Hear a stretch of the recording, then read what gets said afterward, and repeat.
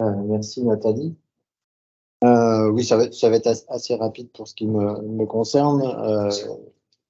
Deux cas cliniques, un qui est une tox complexe, multi-organes, même si on peut discuter de ça a posteriori, et une qui est une tox rare avec un antécédent de maladie des systèmes, pas de maladie inflammatoire.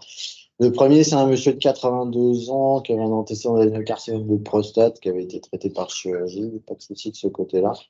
Et il est vu au début de l'année 2022 en milieu urologique avec une tumeur rénale métastatique d'emblée. Et moi, je l'ai vu, il avait déjà été opéré de sa tumeur rénale. On peut se poser la question de l'intérêt d'une chirurgie, mais bon, la question ne se posait plus, il avait été opéré. C'était une tumeur classique, un carcinome acellulaire, une tumeur agressive puisque c'était un grade 4. PT3. Il avait une atteinte pulmonaire et péritonéale.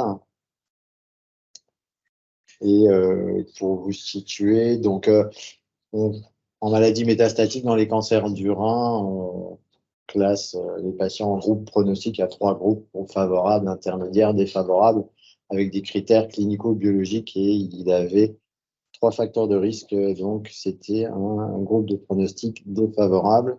Et comme l'a déjà montré Philippe tout à l'heure, globalement, dans le cancer du rein, on fait de l'immunothérapie ou de l'immunothérapie plus quelque chose d'autre. Donc, ce patient-là, de toute façon, vu la classification pronostique, il recevrait de l'immunothérapie. On lui a débuté un traitement qui associe IO-TKI. Alors, à l'époque, c'était la seule association qui avait l'autorisation d'utilisation, donc Fimbro-Axi. Le Pimbro classique de 100 mg toutes les 3 semaines. Et puis l'Axi, on a débuté à une dose sous-optimale parce que 82 ans, il sortait de sa chirurgie.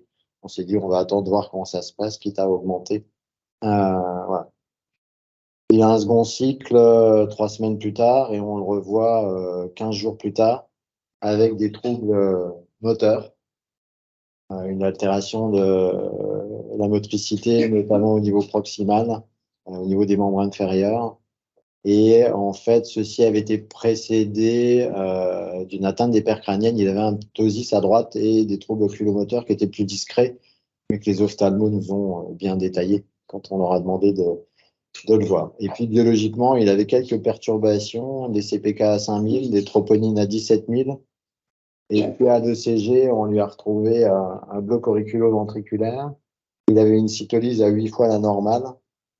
Il y a eu une batterie d'anticorps devant l'élévation des troponines, les troubles conductifs, etc. On l'a transféré en USIC et en fait, il s'est mis en BAV3 et il a été empilé. Dans le même temps, il a eu une écho-cœur qui montrait qu'il n'avait pas d'altération de l'AFE, il avait l'AFE à 70%. Et puis, il a eu un électromyogramme qui retrouvait un aspect de polyneuropathie sensitivo-motrice d'allure axonale et pas d'atteinte de la jonction neuromusculaire, signe de neuropathie. Du coup, dans la mesure où il avait été empilé, on n'a pas pu faire d'IRM cardiaque dans les suspicions de myocardite. Il y a stricto sensu les recommandations, c'est l'écho, bien entendu, l'IRM cardiaque, et la troisième recommandation, c'est la biopsie myocardique, qui pose d'autres problèmes d'accessibilité. Sur le LG, il y a des muscles qui ont été piqués pour voir s'il y avait un aspect homogène ou pas. Tu veux dire piqué, exploré ou l'aspect homogène sur le muscle. J'ai pas plus de détails, ça s'est fait dans un contexte, tu vois, il était en musique, voilà, donc, et on lui a pas reproduit après, donc j'ai pas eu plus de détails sur l'interprétation qui en avait été faite. À la fin, on pense globalement que c'est une toxicité musculaire avec un retentissement fonctionnel et qu'il n'y avait pas de toxicité neurologique vraie. Donc, il a été mis sous corticoïdes, en IV dans un premier temps, et puis relais Péros. Il est ressorti en HAD, et puis ça s'est réaggravé malgré des bonnes doses de corticoïdes par voie orale avec une majoration de l'atteinte oculomotrice, des troubles de la déglutition, une majoration des troubles musculaires. Donc, il était confiné fauteuil-lit, mais il ne pouvait même pas se mettre lui-même au fauteuil. Et on a été obligé de lui mettre une nutrition entérale dans la mesure où il avait une atteinte des paires crâniennes et des troubles de la déglutition. Enfin, voilà. Du coup, on s'était mis en rapport à l'époque avec Paris par le biais d'Immunotox, c'était à Bicêtre. Alors on l'avait déjà mis sous anticholinésterasique. Et puis, il a eu des immunoglobulines. Voilà. Finalement, il a été hospitalisé longuement. Les troubles neurologiques se sont progressivement amendés. La cytolyse s'est corrigée. La myosite biologique, les CPK, se sont normalisés, etc. On a pu faire qu'il puisse retourner en HAD dans les suites, mais malheureusement, là, la toxicité liée à l'immunothérapie n'était pas un marqueur de réponse parce qu'il était en progression. Donc, à la fin de ces épisodes-là, les lésions pulmonaires, c'était un peu mieux, mais il y a d'autres lésions qui étaient apparues, notamment des lésions hépatiques, une lésion sous-cutanée abdominale antérieure et un nodule au niveau surrénalien. On a repris un traitement anti-angiogénique parce qu'il était demandeur. Voilà, c'est un monsieur qui, avant cet épisode-là, était en parfaite forme malgré ses 82 ans. Bon, malheureusement, anti-angiogénique n'a rien fait. Il est décédé assez rapidement après de progression tumorale. Mais vous voyez, avec un objectif sur le plan thérapeutique qui était quand même loin d'être atteint, dans la mesure où, si on le traitait, c'était pour que ça aille mieux d'un point de vue de sa maladie. Ça n'a pas été mieux d'un point de vue de sa maladie. Et en plus, en termes de qualité de vie, si on fait le cumul, il a eu 15 semaines d'hospitalisation sur une durée globale de prise en charge d'environ 6 mois. Ce qui fait que, voilà, c'est le problème des toxicités immuno-induites, c'est qu'on n'a pas de marqueur prédictif de qui va faire quoi et quand ça va se passer. Alors là, encore une fois, c'est précoce, il y a 2 injections. Pourtant, globalement, traiter ce patient, vous n'avez pas vraiment de doute. Alors, pour les plus pointilleux, on va me dire, vous n'avez pas fait d'évaluation oncogériatrique. Alors, globalement, il avait un G8 qui était à 14, je crois. Donc, voilà. Puis, je suis pas sûr que ça aurait changé grand-chose, même si le gériatre m'avait dit il a 82 ans, donc il est forcément un peu fragile. J'aurais dit oui, mais de toute façon, je vais le traiter. Voilà.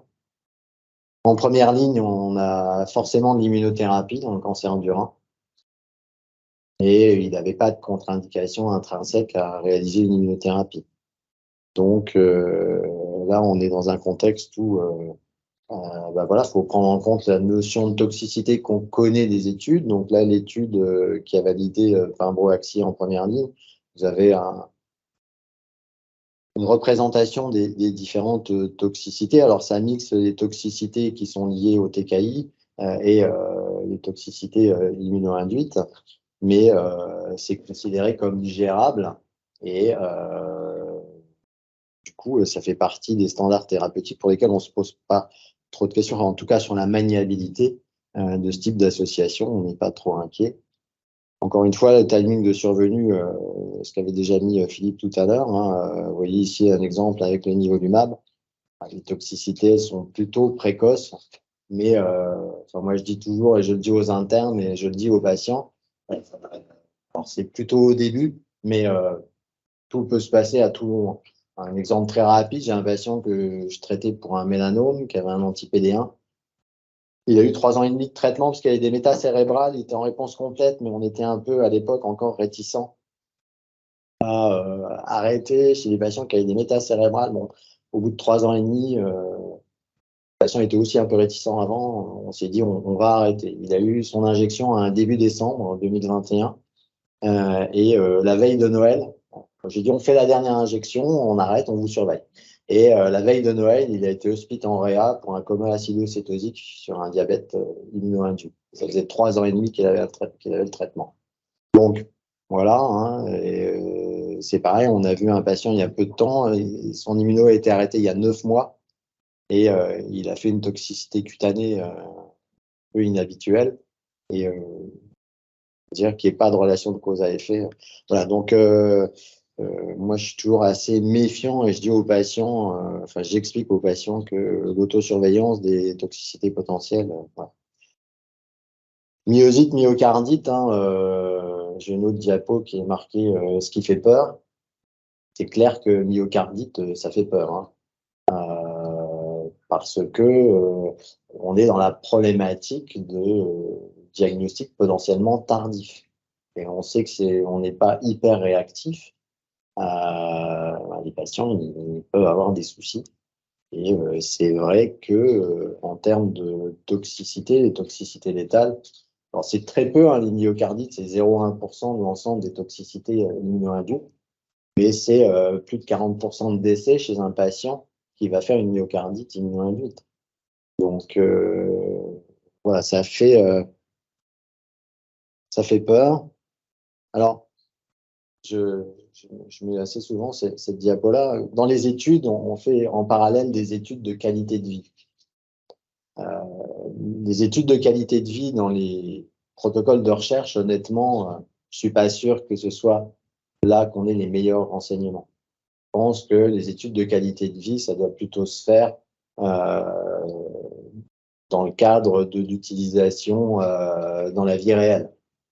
Et c'est là où on a plus d'idées de ce que ont réellement, enfin, quel impact a réellement un traitement sur la qualité de vie des patients. Donc voilà, je me méfie toujours un petit peu des études de qualité de vie. Et puis, alors autant métastatique, et on peut l'entendre, hein, on entend des patients, à l'évidence, un patient qui est en situation de maladie métastatique, ce qu'il vient chercher, c'est un traitement qui va l'aider. Et même si on lui explique que il y a des effets secondaires, que ces effets secondaires peuvent être potentiellement graves, ou les effets endocriniens, alors ça nous fait plus peur, on le disait tout à l'heure, mais il faut savoir qu'un patient qui a un effet endocrinien, enfin un effet secondaire endocrinien, c'est ad vitam aeternam, hein. Voilà, donc même si c'est une hypothyroïdie, l'hypothyroïdie, on ne peut pas la corriger. Ils vont être sous extrait thyroïdien jusqu'à la fin de leur jour. Alors ça, c'est d'un point de vue patient et même d'un point de vue médecin, largement entendable. On va franchir le pas, et on l'a déjà franchi avec les traitements adjuvants. Je rappelle que le but d'un traitement adjuvant, c'est de guérir plus de malades. Il faut quand même savoir, dans le mélanome, ça fait depuis 2019, on a les AMM, ouais. On fait des traitements adjuvants depuis 2019. Les 3 traitements adjuvants qu'on fait, il y a 2 traitements en immunothérapie, un traitement avec des thérapies ciblées. On améliore la PFS, mais on n'améliore pas la survie globale. Donc, voilà, mais on dit oui, mais ça va être difficile de montrer qu'on améliore la survie globale parce que les patients qui rechutent, ils sont traités, et il y en a beaucoup qui répondent. Oui, c'est vrai, mais pour l'instant, on n'a pas prouvé qu'on guérissait plus de malades en faisant un traitement adjuvant. Néanmoins, il y a une indication, on le fait, mais on peut induire des toxicités. Alors, ceux qui disent oui, mais bon, c'est 15 à 17% de toxicité de grade 3-4. Oui, c'est 15 à 17%, ça veut dire que, en gros, dans 85% des cas, il ne se passe pas quoi que ce soit qui soit significatif. Mais du point de vue patient, ce qui lui arrive, c'est toujours du 100%. Donc, je crois que c'est vraiment important de se mettre dans la position que demain, les indications vont s'élargir et qu'on va prescrire plus d'adjuvants. Dans le rein, ça va arriver. Dans le poumon, ils font de l'entretien après les radiochimios, mais bon, c'est des maladies localement évoluées. Mais voilà, il va y avoir d'autres indications d'adjuvant. Donc là, je vous cite l'exemple d'une patiente qui a 44 ans, un antécédent de carcinome bronchique PT1 qui avait été traité l'année d'avant l'évolution ganglionienne par chirurgie seule, et une rectocolite hémorragique. Elle a fait ça avait été découvert sur elle avait une rectite ulcérée, elle avait fait une poussée quelques années plus tôt, et puis elle n'avait pas de traitement, elle avait un suivi gastro-entérologique et pas de poussée récente. Donc, on s'était référé à son gastro, il nous avait dit, bon, si vous avez une indication de traitement adjuvant, faut le faire. Donc, elle avait été opérée d'un mélanome et elle a présenté une évolution ganglionnaire axillaire macroscopique. Elle a été opérée, c'était un stade 3C. Globalement, pour vous situer à 5 ans, elle a 40 à 50% de risque de récidive métastatique. Donc, on lui a débuté un traitement adjuvant. Alors, elle a eu du nivolumab, ça aurait pu être n'importe quel anti-PD1, hein, peu importe, enfin, ça aurait pu être l'autre. Moi, je débute toujours par l'intervalle de temps le plus court. Bon, après, c'est discutable, hein, mais du coup, elle a eu 240 tous les 14 jours, première injection, deuxième injection, et c'est moi qui la revois à la troisième injection, et la dame se plaint d'une allodynie, de douleur type neuropathique, avec une allodynie. On prenait le tronc depuis la nuque jusqu'au milieu du dos ici, et de façon très importante en sous-pectoral. Examen clinique normal, biologie normale, ne prenez pas de traitement particulier. Bon, au départ, je ne fais pas l'injection d'immuno. Je me dis, bon, je lui mets un traitement symptomatique, jamais sous la roxine, je la revois à la date de la 4e et ça ne s'améliore absolument pas. Du coup, là, rapidement, j'ai réussi j'ai eu les neurologues avec qui on travaille, qui l'ont rapidement prise. Elle a eu tout un bilan biologique avec 50 anticorps que je ne connais pas, qui était négatif, une ponction lombaire pour vérifier un certain nombre de choses, notamment qu'elle n'avait pas une évolution de sa maladie aussi, on ne sait jamais, etc., qui était négative, et elle a eu une IRM médulaire.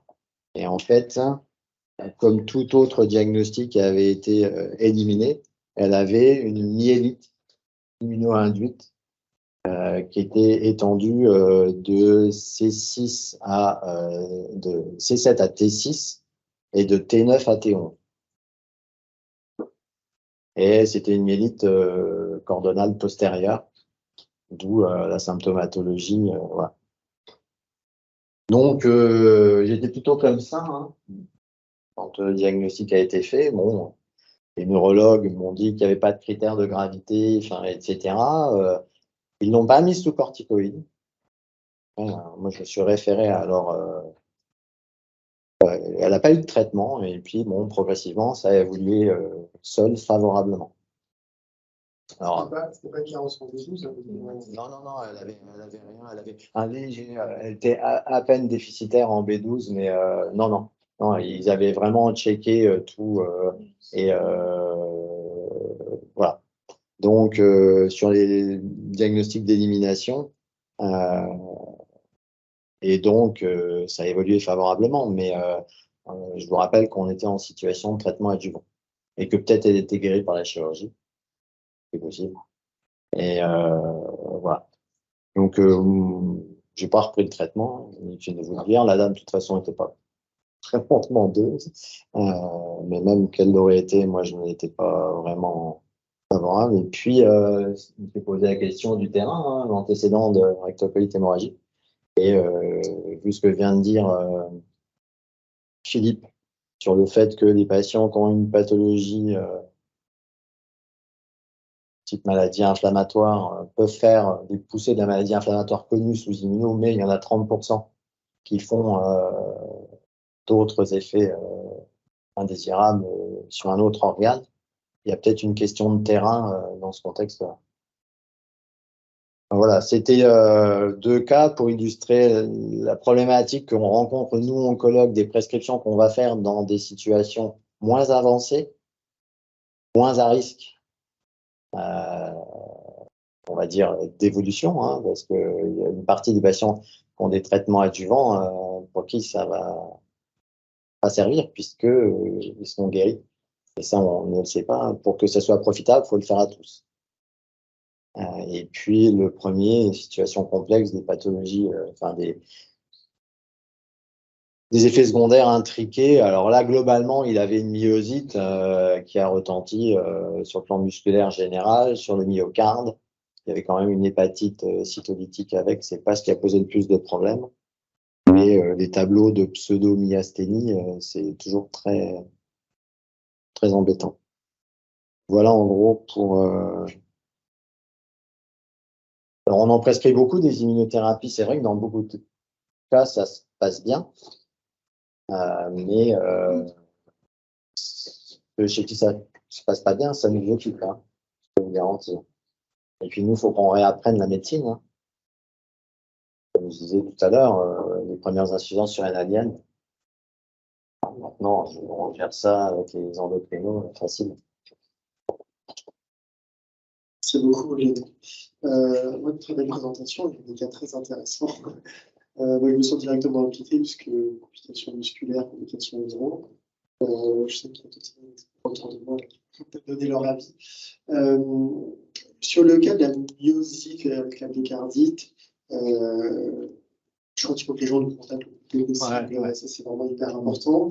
Ils contactent les bons référents aussi, parce que c'est pas la même chose de faire une corticothérapie à 1 mg kilo et de mettre des grosses doses. Et je pense qu'il y a une réflexion à mener autour de ça. Alors, tu avais mis comme. Là, il avait été traité par 100 mg par jour, Ouais. c'est ça, de solution? Ouais, il avait 1,5 mg kilo. Ouais. Est-ce qu'il ne faut pas mettre plus? Je crois, il me semble. Alors, qu'il y a des retours d'expérience sur les grammes par jour. Sur les myocardites, là, on en a une l'année dernière. Et effectivement, on a fait des grosses doses pendant 3 jours. Ouais, c'est ça, 1 gramme par jour pendant 3 jours. Exactement. Mais tu vois, là, on était en 2020, on était, enfin, voilà, il y avait un peu moins de recul. Ouais, tout à fait. Par exemple, j'avais mis une fête que le patient, enfin, il a fait un BAV3 quand il est arrivé en musique, hein, et ils l'ont empilé. Alors qu'aujourd'hui, la recommandation, c'est de mettre des sondes d'entraînement temporaires, mais de ne pas les empiler, ces patients-là.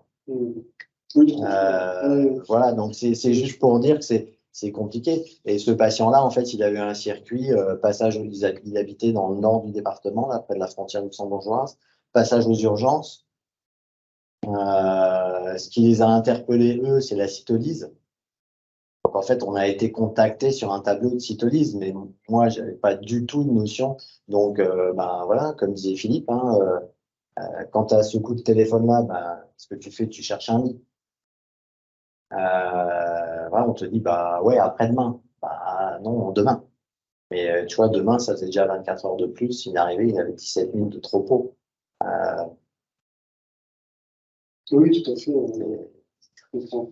Juste par rapport à la réponse thérapeutique, donc après corticothérapie, il a divisé par 4 à peu près son taux de troponie, j'ai écrit. Ouais, il est. Ouais. Et la cinétique, tu disais, c'est que ça avait remonté par la suite? Non, parce il y a une diffusion des immunos tout ce qui est biologique avec les corticoïdes continue à régresser. Et en fait, c'est cliniquement, il s'est réaggravé sur le déficit moteur. Sans que sur le plan biologique, ça se mette à remonter ni les CPK, ni les problèmes autres, hépatiques ou tropo, etc. Et après, là, au deuxième épisode, on l'a mis sous anticholinésterasique et il a eu une série d'immunoglobulines. Et il a juste eu une cure? Une série, ouais. Ouais, parce qu'on a constaté une petite amélioration progressive. On avait sollicité la vie à Paris, vous avez dit, oh, vu le tableau, etc. On pense que ça vaut pas le coup de refaire une deuxième série à 3 semaines, donc on l'a pas faite. Bon, ça a évolué de ce point de vue-là plutôt favorablement. D'accord. Ok. Alors, juste pour ce cas-là, vous avez fait les antiracs aussi, j'imagine. Ouais. Pseudo-gasthénique. Il a eu avec les anticorps aussi. Il a eu une batterie d'anticorps, voilà. Enfin, en général, hormis dans les problèmes thyroïdiens où on a assez souvent des anticorps positifs, le reste, honnêtement, moi, j'ai rarement vu que ce soit réellement discriminant. Alors, si tu as des antiracs, oui, mais oui. Mais je veux dire, j'en ai jamais vu dans les tableaux qu'on a constaté immuno-induits où la biologie nous a permis d'affirmer. Alors justement, ça me faire la transition avec le deuxième cas. C'est assez touchy de ne pas avoir mis de corticoïdes sur une myélopathie étendue comme ça. Alors, d'autre part, quand même, je pense qu'entre-temps, tu as eu le résultat de l'APN, du bilan auto-humain, tout ça devait être négatif, j'imagine. Je pense que l'APN était normal, elle avait rien, elle avait juste le taux de B12 qui était, je crois, sur la limite inférieure. Mais... Alors, c'est vrai qu'on achète quand même, je ne sais pas ce que tu en penses, mais j'achèterais assez volontiers la carence quand même en stade B12, du fait de ce que tu dis déjà, c'est déficitaire, du fait de la localisation de la myélopathie, puisqu'elle est plutôt postérieure, cordonale, avec des trucs sensitifs, c'est classique. Elle peut être plus ou moins étagée, ça peut se voir aussi, et ça régresse spontanément. Après supplémentation, je pense qu'elle a été supplémentée de toute façon. Oui, elle a été supplémentée. J'ai pas repris dans le dossier là. Mais voilà, après, on a quand même été un peu surpris par le fait, enfin, 2 injections. Tout à fait. On a eu un autre cas comme ça à Strasbourg aussi, un patient qui a fait une myélopathie carentielle dans les suites. Alors, il était un peu âgé, je crois, il avait 80 ans. Il est jeune, à 44 ans. Voilà. Il y a peut-être des prédispositions initiales dans notre cas. Mais la polyneuropathie, la polyneuropathie aussi, qui peut être carentielle aussi en partie, ou aggravée par l'état carentiel. Ouais. Tu vois, elle avait juste cette symptomatologie douloureuse que je vous ai décrite. Hein. La neuropathie, c'est le patient qui avait eu l'EMG, qui avait montré qu'il y avait. Tout est coup, moi, un patient qui fait une myélopathie comme ça étendue sur l'IRM avec des signes cliniques assez notables, je pense qu'il faut faire un large bilan auto-humain. Et il faut s'apprêter à dégainer les corticoïdes quand même, parce que c'est des myélites inflammatoires. Je m'étais posé la question, mais après, c'est dans l'équipe de Luc Taillandier qui l'ont vu, etc. Ils l'ont épluché dans tous les sens. Mais je suis d'accord, mais ça, c'est juste, dans un premier temps, il faut s'exciter quand même. Là, ça se passe bien, tant mieux. Là, en l'occurrence, quand je l'ai revu la deuxième fois, dans le tableau, c'était pas aggravé, mais il y avait 0 amélioration. Je les ai appelés, ils m'ont vu le lendemain ou le surlendemain. Enfin, vous avez contrôlé une norme modulaire à distance? Oui, ça s'était normalisé à 2 mois. Oui. Ouais. Vous avez fait les anti-NMO, les anti je crois que la liste de biologie est comme ça dans 3 quarts que je ne connais pas. Donc... Oui, merci beaucoup. Du coup, c'est vrai que c'est 2 dossiers de neurologie, donc c'est tant mieux. Je rejoins assez ce qu'a dit le professeur Collomb sur la myélite extensive, de par sa topographie, le fait que ça récidive quand même globalement spontanément son traitement immunomodulateur, et puis le fait que la ponction de Baire aussi finalement soit pas très contributive et normale dans ces cas-là, c'est peut-être ça qui a fait freiner aussi la mise en route des corticoïdes. Pour ce qui est du premier cas, je suis assez interloquée par le résultat de l'EMG avec cette axonopathie finalement. Est-ce qu'il y avait une atteinte axonale parce que c'était plutôt un phénotype asthmal, donc Guillain-Barré, axono avec l'atteinte de crânienne et l'évolutivité ascendante qui des fois peut être très trompeuse, même sans contexte d'immunothérapie. Ou est-ce qu'il y a vraiment des blocs postsynaptiques sur quand même une atteinte de la jonction musculaire, c'est la question. En plus, on parle de pseudomyasthénie parce qu'effectivement, les myasthénies, on va dire, immuno-induites, elles sont globalement pas fluctuantes. On n'a pas ce caractère fluctuation du ptosis en fin de journée, fatigabilité qui se majore à l'effort comme dans les myasthénies classiques.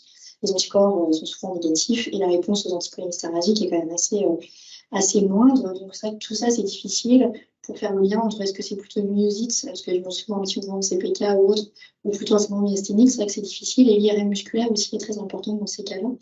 Permet de trancher, parfois on pousse jusqu'à la biopsie du muscle également, notamment si y a un syndrome inflammatoire. J'ai plutôt tendance à dire que si les gens ne sont pas douloureux à la palpation musculaire, s'il n'y a pas de tropisme douloureux, c'est vrai que la myosite est peut-être moins. En tout cas, j'achète moins la myosite, même si on sait CPK que sur un syndrome myasthéniforme, mais bon, c'est peut-être. C'est des tableaux difficiles. Les cas cliniques là, c'est juste pour dire clairement, on a besoin de vous, hein, parce que moi, je ne peux pas m'en sortir. Hein, surtout les patients, en l'occurrence, ils ont affaire qu'à moi, c'est sûr, ils ne peuvent pas s'en sortir. Donc, c'était juste pour illustrer l'idée que, dans l'autre diaporama, mais Philippe l'a déjà montré, c'est à Gustave Roussy, ils ont conçu ce qu'ils appellent la Dream Team autour du patient. Donc, je suis PH dans le service de neurologie. J'ai plutôt une valence neuromusculaire au centre de référence. du coup de Champagne-Ardenne. Et donc, j'ai mis le pied dans les immunotoxicités quand j'étais encore interne, à l'époque du professeur Granger qui cherchait un neurologue avec habilité. Et donc, du coup, j'ai fait ma thèse de médecine d'ailleurs sur les immunotoxicités qui n'a pas été publiée du fait du Covid et d'autres aléas, mais il y avait notamment un cas d'encéphalomyélite très très sévère avec double anticorps HU-RI par exemple. Voilà. Est-ce que c'était un syndrome paranéoplasique authentique? On ne saura jamais, la patiente est décédée en 14 jours. Tableau catastrophique. Du coup, je vais juste vous étayer un cas et puis refaire un petit peu le point sur la gestion des neurotoxicités. J'ai dû faire un choix puisqu'au mois de décembre, on a eu deux patientes très différentes. Un cas de myosite, enfin plutôt du coup syndrome myasthénique avec myocardite qui a très bien évolué après corticoïdes, IGIV et qui est actuellement sous cette et puis un cas plutôt système nerveux central que je vais vous présenter. Je n'ai pas de conflit d'intérêt. La difficulté en neurologie, ce que les oncologues me demandent souvent, c'est voilà, je suis face à quelqu'un qui a un cancer évolutif ou en rémission, qui est sous immunothérapie. Il y a une complication, en tout cas un symptôme neurologique. Est-ce que c'est du fait d'un syndrome paranéoplasique? Est-ce que c'est du fait de l'immunothérapie? Est-ce que c'est une complication ancienne d'autres chimiothérapies qui seraient éventuellement tardives? Ou est-ce que c'est une rechute de la tumeur avec une métastase locale, une méningite carcinomateuse ou autre? Et donc finalement, les complications immuno-induites, elles sont quand même très rares et en tout cas moins fréquentes que ces causes qui restent quand même la priorité à éliminer, on va dire. Et donc il faut quand même être très proactif dans la prise en charge des patients et être réactif pour proposer justement des délais, les corticoïdes et les traitements adéquats. Donc, je vous présente ce cas de Madame N, 52 ans, qui donc a eu un diagnostic de mélanome localisé au niveau de la tête du pancréas sur un utère et des douleurs abdominales en août 2022. Elle n'avait pas du tout d'antécédent, hein, pas de traitement, une femme qui se portait parfaitement bien. D'emblée métastatique, hépatique et ganglionnaire, bref non muté. Elle a été traitée par endoprothèse. Le bilan des extensions par TEP et autres était non contributif. Et le primitif, malheureusement, cutané n'a pas été retrouvé, notamment au niveau de la rétine, du cuir chevelu, etc.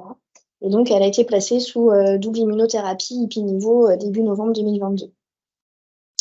À partir de la deuxième cure, en fait, elle développe un tableau de syndrome confusionnel. Son mari nous explique que elle change de comportement, elle est plus irritable, parfois elle est un petit peu délurée, elle a un discours un peu décousu. Elle a peut-être quelques petites hallucinations et puis jusqu'au jour où elle délire complètement et donc il amène aux urgences. À ce moment-là, elle est hospitalisée donc, dans le service d'endocologie à Godino. Et puis, donc, ils font une première IRM cérébrale qui est difficilement interprétée puisque la patiente a bougé dans l'IRM. Toutes les images se superposent. On ne sait pas trop si un hypersignal, notamment temporal ou pas. En tout cas, elle est non contributive. Et puis, donc, elle a une première ponction lombaire qui retrouve une méningite lymphocytaire très importante, donc mononucléée, 258 locaux, avec une hyperprotéinorragie supérieure à 1 gramme, des PCR virales négatives, des neuropiles qui reviennent négatifs a posteriori, bien sûr. Un EEG qui était ralenti avec un tracé d'encéphalopathie aspécifique. Le bilan biologique pour traquer aussi d'autres complications immuno-induites avec cette arrière-pensée déjà était normal, notamment sur l'axe hypothalamo-hypophysaire. Et puis un TAP qui n'était pas informatif, qui retrouvait sa tumeur connue. Donc là, elle est transférée en neurologie puisqu'elle continue à s'aggraver. Les constantes sont normales, elle est pyrétique, normotendue. Elle est hypovigilante, elle commence à avoir une jargonaphasie, des troubles de l'élocution jusqu'à avoir une aphasie non fluente, voire même un mutisme un peu pseudo-akinétique. Et puis quand on la reçoit, donc je me revois, c'était le 20 décembre avec mon interne, on était 6 heures du soir, paraplégique, complète, en rétention d'urine sondée. Et donc, il n'y avait pas d'autres mouvements anormaux, notamment pas de dyskinésie buccale, de ophthalmoplégie ou quoi que ce soit. Donc, elle a une IRM cérébrale, une IRM médulaire, pardon, d'emblée à l'arrivée. Et puis, donc, vous voyez déjà cette prise de contraste leptoméningée au niveau du cône médulaire, notamment, et puis qui remonte un petit peu plus haut. Et puis, on voit cet aspect un petit peu pâli tout au long de la moelle. Donc, sur cette leptoméningite myélite un peu étendue. Donc, on a refait une ponction lombaire qui était globalement plutôt stable. Des onconeuronaux sanguins dans le sang. L'examen extemporané était normal. Il n'y avait pas de mélanome, notamment sur l'analyse. Et on retrouvait une PCR EBV dans le LCR qui était positive et dans le sang également, ce qui nous a un petit peu interpellés. Les anticorps anti-NMO, MOG-AQP4 étaient négatifs. Donc, à ce moment-là, on suspecterait forcément la complication immuno-induite, donc à la 5 grammes de solimédrol sur 5 jours, plus une cure d'immunoglobuline assez rapidement. On a mis du valaciclovir quand même en se disant, bon, il y a cette histoire de bébé, c'est un petit peu curieux. Est-ce que c'est une complication qui a été réactivée par le bébé? Et puis, on relaie par du cortencil après au décours. Et puis, on en a parlé avec l'équipe de Cécile Coquille, du coup, au KB sur la RCP de Gustave Roussy et avec le professeur Lambert qui était également présent. Et donc, on a décidé de la mettre sous rituximab. Donc, elle a reçu un J1, J15, classiquement 1 gramme début janvier. Et puis, finalement, dès les 24 premières heures après le début de la corticothérapie à haute dose, les troubles encéphalitiques se sont vraiment améliorés. On a retrouvé un contact un peu plus aisé avec la patiente, qui était beaucoup plus fluente et puis plus présente avec nous en tout cas. Elle a repris une alimentation orale et ça allait vraiment globalement de mieux en mieux. Dans le même temps, on a contrôlé la ponction lombaire qui s'est elle aussi normalisée petit à petit. Et ensuite l'IRM médulaire qui s'est également normalisé. Finalement, il restait toujours cette paraparésie, voire même plégie complète avec ces troubles médico-sphinctériens. Et elle est en train de récupérer, parce que la dernière fois que je l'ai vue en consultation, donc au mois de mai, elle faisait quelques pas, elle arrivait à se lever tranquillement de son fauteuil, donc quand même une bonne évolution. Et sur le contrôle de la ponction lombaire, la PCR-EBV était négative à ce moment-là. On avait quand même fait un immunophénotypage lymphocytaire qui était revenu. Voilà, donc son IRM de contrôle. On a toujours peut-être l'impression d'une petite prise de contraste sur le cône, mais en tout cas, les anomalies intramédulaires avaient bien régressé sans plus aucune prise de contraste. Dans le même temps, malheureusement, au mois de mai, elle allait mieux sur le plan neurologique, mais alors que la TEP que les oncologues avaient fait au moment de la prise en charge en décembre avait montré une rémission, enfin en tout cas une bonne réponse sur le plan oncologique. Elle est actuellement en rechute locale avec des nouveaux hypermétabolismes. Donc la RCP a décidé de ne pas la rechallenger par une autre immunothérapie ou de mettre peut-être que du nouveau ou ce type de traitement. Et donc pour l'instant, ils ont décidé d'une radiothérapie locale. Voilà. Donc, ce qui me permet du coup d'introduire le fait que les toxicités neurologiques, elles sont quand même globalement rares, hein, avec un taux variable suivant la littérature, probablement aussi sous-estimé, puisque des fois les patients, c'est pas rare, ils ont des petites paresthésies, 2-3 bricoles, des petits vertiges, voilà, qui passent un petit peu inaperçus, des maux de tête notamment, mais qui ont un potentiel parfois létal, notamment sur les Guillain-Barré ou les formes de myasthénie qu'on a vu associées au myocardites. La survenue, c'est ce qu'on a dit, c'est assez précoce hein, finalement. Mais il y a des cas beaucoup plus tardifs, parfois même à l'arrêt de l'immunothérapie.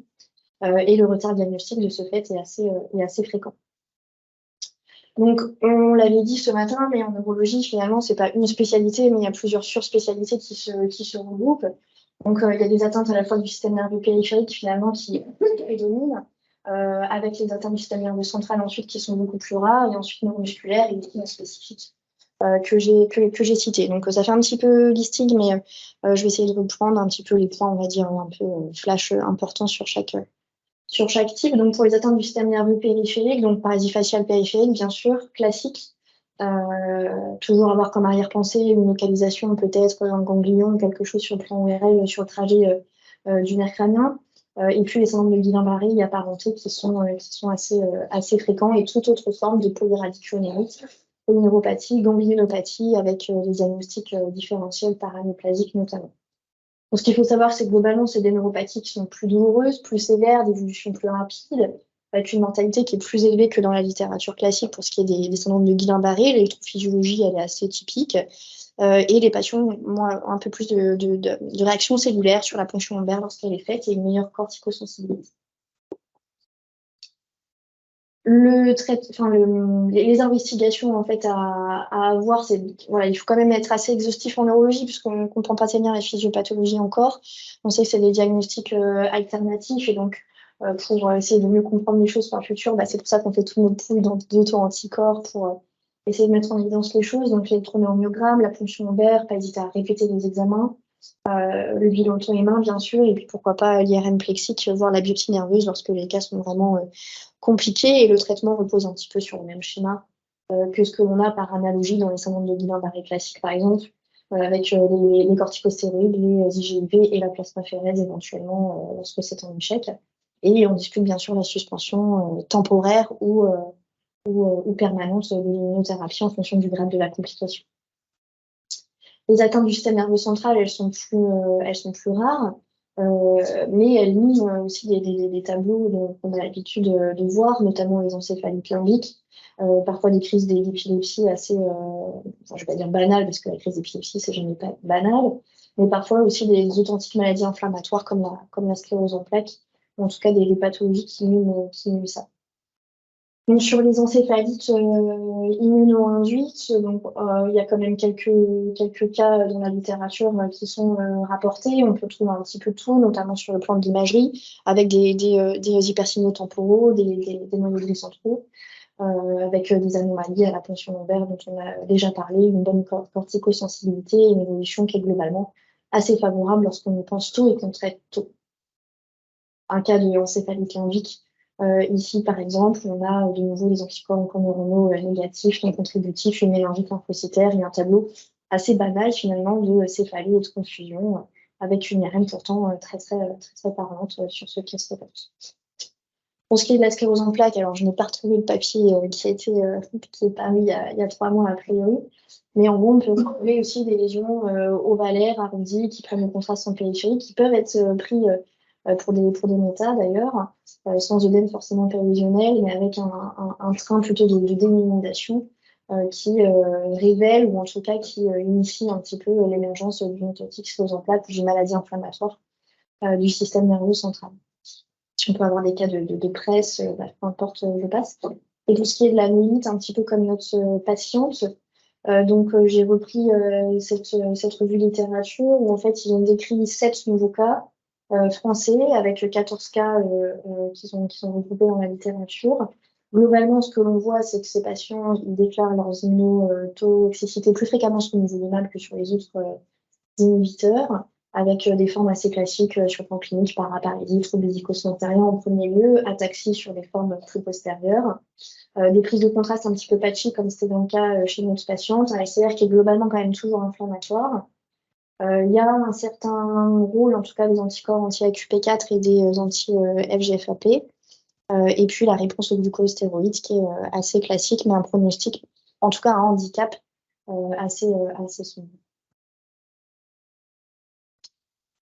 Puis des onconeuronaux, on en a parlé un petit peu, puisque finalement, est-ce que c'est des authentiques syndromes paranéoplasiques qui n'ont du coup rien à voir avec l'immunothérapie, ou est-ce que c'est quelque chose qui émerge du fait du traitement? Globalement, ils sont quand même toujours négatifs lorsqu'on est face à une vraie immunotoxicité, mais on a quelques cas décrits d'encéphalite limbique, notamment avec des anticorps anti-HU ou des neuropathies autres.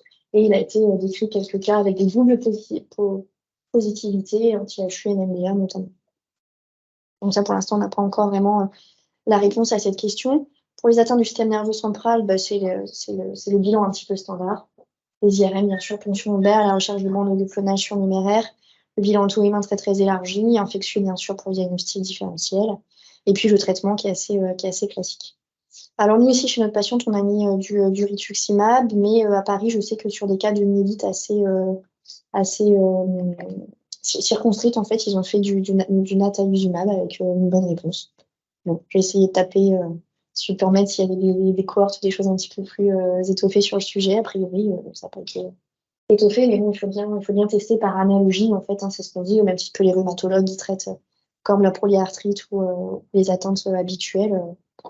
Voilà. Ensuite, les pathologies neuromusculaires, on en a déjà un petit peu parlé, donc je vais être beaucoup plus rapide. Donc 30% des atteintes neuromusculaires sont associées à des myocardites. Donc dès qu'on a un mouvement de CPK, etc., il faut vraiment traquer l'atteinte cardiaque puisque c'est ça qui joue le pronostic vital. Les syndromes overlap, myosite, myocardite, myasthénie, du coup, sont assez fréquents. Et puis, les anticorps anti-RAC sont quand même globalement négatifs. Et les crises, en tout cas, sont plus sévères avec un taux de mortalité beaucoup plus important, de l'ordre de 30%. BNP, tropo-CPK, le diaculosite, RAC-MYOS, KLRP4, l'électroneurogramme, très important, en détection et en stimulation répétitive aussi pour la jonction musculaire. L'échographie du cœur, voilà, pour être sûr qu'il n'y ait pas une hypocontractilité. L'IRM musculaire, plus ou moins la biopsie. Et puis le traitement, corticostéroïdes, les anticholinésterase, globalement, ça marche quand même pas très bien, même si on le fait toujours également à test thérapeutique. Et puis les immunosuppresseurs, donc habituels, Immurel, méthotrexate, rituximab, au moins anti-inflammatoire s'il y a un syndrome douloureux. Et puis bien sûr l'importance du monitoring respiratoire et cardiaque. Voilà, donc ça c'est un petit schéma un petit peu pour récapituler les attentes neurologiques qui est paru sur des revues que vous connaissez tous. Voilà, globalement, je vous remercie de votre attention. Je remercie du coup le docteur Chatiel qui était l'oncologue très réactif du cas de la patiente, le docteur Coty pour ses avis éclairés, et puis donc l'équipe interniste de Reims toujours bienveillante envers nous. Juste pour confirmer que même avec le temps, de toute façon, la neurologie, ça me fait toujours aussi peur. Juste pour confirmer ce que je dis il y a quelques minutes, on a vraiment besoin d'une prise en charge multidisciplinaire collaborative dans ces situations-là, parce que clairement, nous, on ne peut pas s'en sortir, on ne peut pas aider les patients. C'est clairement des situations où il faut avoir un réseau et se connaître et pouvoir. Oui, je pense qu'il faut vraiment essayer de mener à bien le projet de RCP commune parce que. C'est vrai sur toutes les spécialités concernées. Mais je pense qu'en neurologie, comme en cardio, parce que dès qu'on est mis au cardite, on va suivre. Moi, j'ai essayé à peu près 5 fois pour la première patiente de la faire transférer aux soins cardiologiques. Je crois que j'ai dû avoir un interne au bout du fil une seule fois et puis après on m'a baladé gentiment. Je n'ai pas très rassurée. J'ai déjà eu des tableaux d'encéphalite limbique, non pas immunoinduite, mais paranéoplasique sur des séminomes testiculaires. C'est des trucs. Et voilà, c'est des tableaux. On est affolé. C'est en plus iatrogène. C'est des tableaux très très sévères, mais j'ai quand même l'impression que plus on traite vite finalement et plus on tape fort et mieux ça se passe en fait. C'est vrai que c'est un petit peu les expériences qu'on a, mais encore faut-il y penser et pas trop tarder à les traquer en sécurité thérapeutique, le truc. Voilà, c'est parce qu'il y a aussi des diagnostics différenciés du patient aussi. Où elle arrive, confusion, syndrome d'énergie, aussi de la verticaliser, etc. Une énergie assez élevée. Après, c'est sûr que dans l'appel, il faut aussi penser effectivement à faire toutes les sérologies, tous les anticorps connus, la refaire plusieurs fois de suite, parce qu'on dit souvent pour dire qu'il n'y a pas de mélange carcinomateuse, il faut au moins 3 potions de verre. En tout cas, c'est ce qu'on dit à Reims. Mais c'est vrai que du coup, il faut être assez proactif dans la prise en charge et pas laisser le patient avec sa petite kiné au fond du lit, quoi.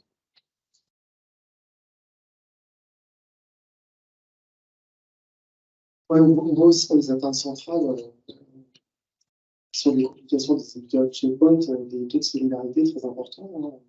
Alors, ça fait penser à une cause infectieuse éventuelle, par un large bilan, comme tu l'as dit. Pas se tromper, hein, si tu mets des corticoïdes très forte dose sur un encéphalite AVV ou il faudrait HSV ou je ne sais quoi, c'est pas possible de problème. C'est sûr, tu peux avoir ces stratégies-là. Je trouve quand même que ouais, je trouve qu'on a quand même une hypercellularité très importante avec une hyperprotéinorachie aussi, avec une normoglycorachie la plupart du temps. Donc, quand on est dans le contexte des complications, je pense qu'il faut juste peut-être l'avoir en tête. J'avais une question, est-ce que je ne sais pas tout à fait clair pour moi, pour les syndromes de Guillain-Barré qui ont été décrits dans le cadre de ces complications-là, est-ce que tu as une association avec l'immunocytologie ou est-ce que tu as une cellularité? Oui, c'est tout à fait classique. Tout à fait classique, ouais. D'accord. Il y a peut-être un tout petit peu plus de cellularité, mais des fois, on peut accepter un 10, 15 éléments. D'accord, c'est pas 50. Non, c'est pas 50. Déjà, ça, c'est un petit peu atypique. Okay. Mais en tout cas, par contre, ils sont beaucoup plus rapidement progressifs et un petit peu plus sévères, peut-être une petite qualité douloureuse neuropathique plus importante que le bilan, on va dire, standard.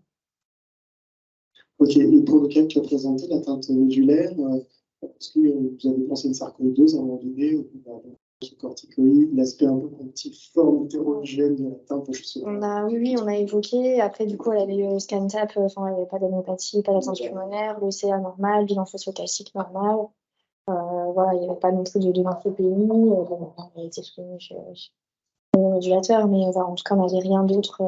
Et puis, non, on n'a pas fait BGSA, mais en tout cas, bon, c'est vrai que la bonne réponse très rapide au corticoïde, et puis la ponction lombaire à 3 jours, en fait, avec chute quand même de la pléocytose et de la protéine dans la Chine, ça fait dire que bon, a priori, c'était pas infectieux, donc on était plutôt rassurés. Est-ce que vous avez dosé IL6 et IL10, j'ai quelques articles, je n'ai plus les mots en tête, c'est bon, et la réflexion sur du coup des taux d'IL6 qui étaient très élevés, et du coup la possibilité de le combiner avec bandutocide, justement sur les encéphalomyélites. Ouais, bon, on l'a fait du coup la 3e ponction lombaire, du coup sous avis de la RCP, en même temps qu'une phénotypage lymphocytaire normal. Est-ce que tu penses avoir des taux d'IL6 élevés dans le LCR est un facteur de bon pronostic de réponse au traitement pour tocilizumab? Ça, je pense qu'on n'a aucune donnée là-dessus, quoi. Parce que les IL6 élevés dans le LCR, tu vois quand même dans plein de maladies inflammatoires, hein, c'est pas du tout spécifique. Hein. Tu prends en fait, des rhumatologues qui font des pellitératives à leur bonjour, ils ont des taux d'IL6 hyper élevés, tu vois. Bon, donc, je sais, à mon avis, c'est pas du tout spécifique, c'est un marqueur d'inflammation au sens large. Je ne sais pas aujourd'hui si c'est un élément prédictif de la réponse au traitement. Faire, c'est intéressant de le documenter. Ça peut faire la part des choses aussi avec un doute sur un lymphome aussi dans le système nerveux central par rapport à l'IL6. Et autant c'est intéressant, autant aujourd'hui je ne sais pas trop ce qu'on doit en faire de l'IL6. Merci, donc je suis docteur Florence Granel-Broscar, je suis praticien hospitalier au CHRU de Nancy et je suis médecin attaché de consultation de l'Institut de cancérologie de Lorraine. J'en profite d'avoir le micro pour vous rappeler que le mois de juin est le mois de prévention et de sensibilisation pour les cancers de la peau, en analogie avec octobre rose ou mars bleu. On fait juin jaune. Dépistage, sensibilisation, donc on est dans le thème parce qu'il fait super beau depuis le mois de juin. Donc c'est très bien. C'est un petit peu fatigant parce qu'on est sollicité pour le dépistage et sensibilisation à la prévention, mais je voulais quand même vous en parler et communiquer cette information qui doit se faire en principe par vos dermatologues dans vos villes respectives. Alors aujourd'hui, merci déjà d'être venu pour ce séminaire d'immunotoxicité. Je vais vous parler d'une toxicité que je pense que vous connaissez tous.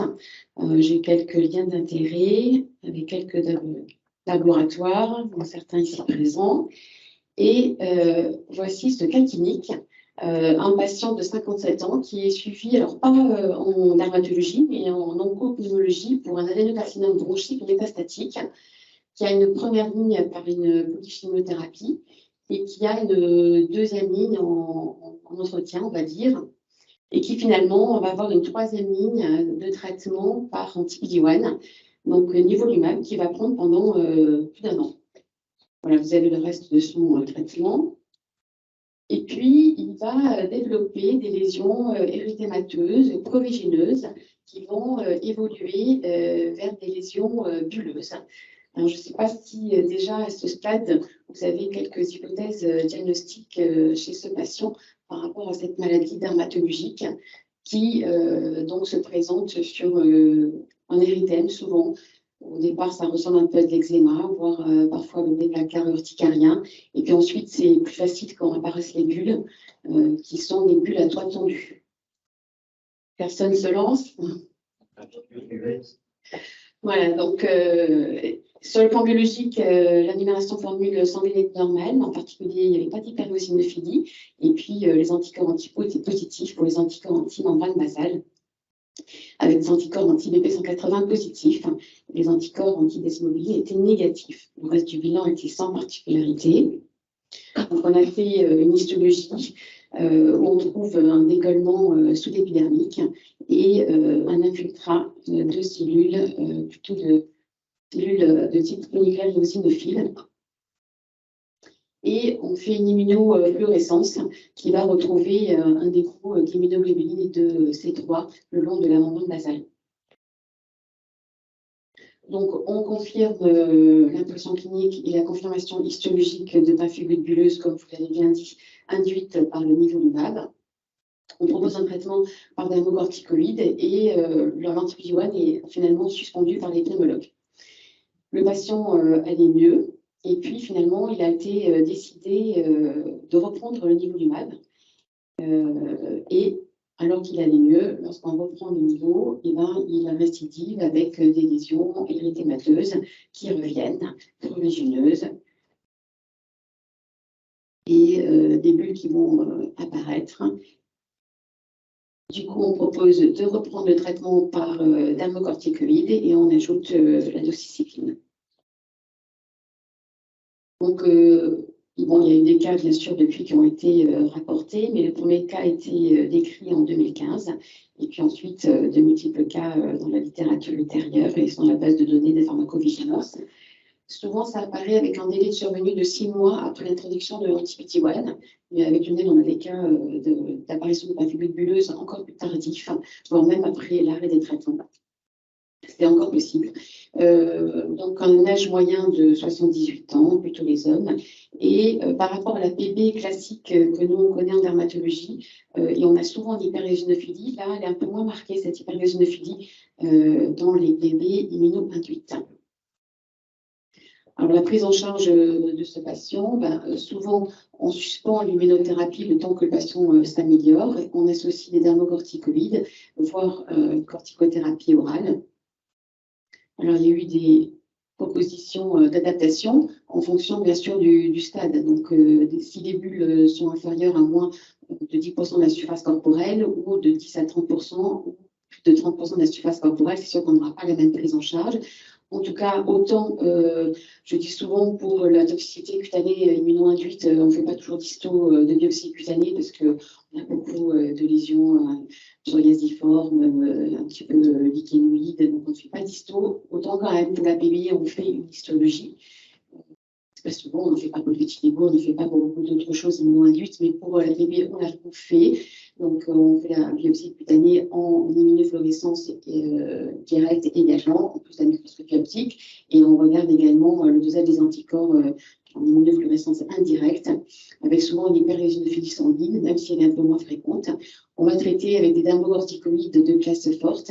Et si ça ne suffit pas, on pourra proposer une corticothérapie orale, voire des immunosuppresseurs.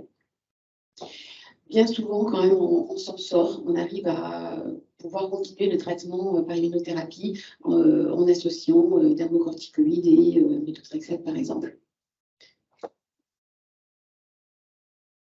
Voilà, donc c'était aussi un algorithme de prise en charge en fonction du grade de toxicité. Donc, bien classiquement, les dermocorticoïdes, mais si nécessaire, une corticothérapie orale, voire des immunosuppresseurs. Doxycycline et nicotinamide, ça ne mange pas de pain non plus. Et parfois, on peut aller jusqu'au rituximab. Donc, souvent, le pronostic est plutôt bon dans le sens que ces signes d'auto-immunité sont, comme on l'a déjà dit, en rapport avec une réponse au traitement. On a l'impression quand même que c'est des patients qui répondent. Donc voilà, maintenant, bien sûr, je pense que tout le monde connaît cet effet indésirable immuno-induit, mais c'est vrai qu'il faut l'évoquer. Alors souvent, c'est des placards un peu urticariens, eczématiformes, c'est un peu trompeur quand c'est une maladie prébuleuse. Et puis quand on voit apparaître les bulles, là, on a un diagnostic un peu plus facile. Et je voulais... Ah, bon, je dis diagnostic, c'est sauter dans le diaporama que je vous avais... Bon, j'avais mis la classe des dermocorticoïdes de forte classe parce que Dermoval, Clarlux et Diprolène sont les dermocorticoïdes qu'il faut privilégier pour les pemphigoïdes bulleuses. On associe des dermocorticoïdes de classe forte. Donc, Dermoval, Diprolène et Clarlux, j'avais mis quelques petites sur le, c'est pas grave. C'est pas grave. On a prise en charge aussi avec des savons sur gras, des huiles de douche, éviter tous les produits du commerce, bien sûr une protection solaire, porter du coton, des vêtements plutôt de couleur claire et en coton, et puis bien sûr éviter de s'exposer au soleil. Voilà quelques recommandations de bon sens. Je vous remercie. juste pour rencontrer le tout de la prise en charge globale et de la multidisciplinarité. Non, mais alors, on a une habitude de travail en commun sur les tox cutanés d'assez longue date. On a beaucoup travaillé sur les tox cutanés des thérapies ciblées. Là, on a en oncologie de nouvelles classes thérapeutiques qui arrivent avec les ADC, les anticorps drug conjugates. On a un sympathique qui donne des problèmes cutanés qui peuvent aller jusqu'au Steven Johnson ou au Layer. Donc, voilà. Et alors, la majorité des toxicités cutanées ne sont pas graves médicalement. Mais si vous en parlez aux patients en termes d'inconfort, je peux vous garantir, par exemple, quand on leur donne des thérapies ciblées et qu'ils ont des effets cutanés chroniques, c'est vraiment l'enfer. Et voilà, c'est pour ça qu'une approche conjointe et combinée, c'est absolument nécessaire. Je ne m'y connais pas en neurologie, mais je ne m'y connais pas en dermatologie non plus. J'ai l'impression qu'il y a des différences un petit peu spécifiques, on va dire, entre les PV normales et les PV qui sont immunomédiés. Par exemple, vous avez un conqueux ou des choses comme ça, ou pas spécial? Non, pas spécialement, si ce n'est le bilan sanguin où il y a moins de paludismophilie, mais la paludisme clinique elle est assez semblable.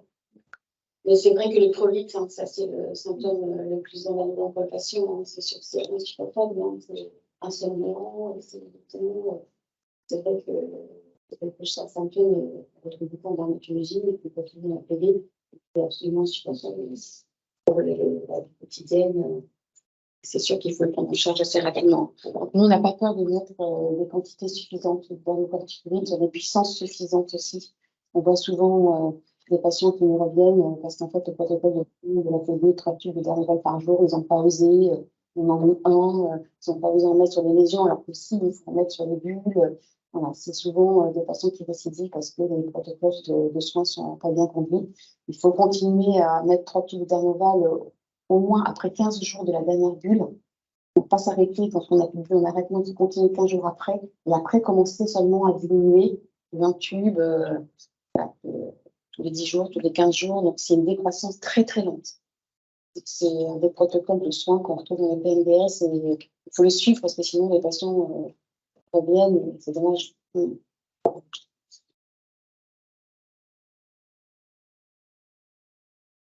Beaucoup, Florence, c'est très intéressant. Et après, ce que ça montre aussi, c'est que c'est une chose d'avoir une vie ponctuelle au moment de la RCP pour dire qu'il faut mettre des corticoïdes forts, machin.